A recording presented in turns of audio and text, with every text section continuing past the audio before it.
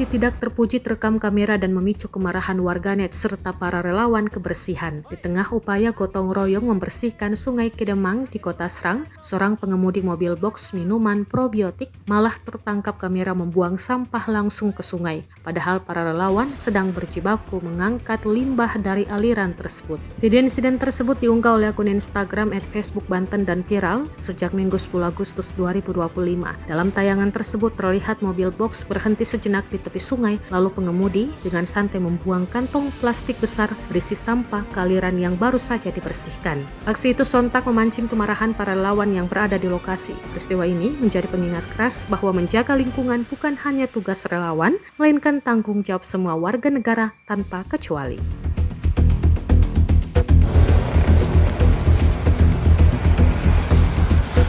Woi, lagi dibersihin nih. Lagi dibersihin lo, Mak. Main buang aja. Woi, lagi dibersihin main buang aja di bawah orang lagi.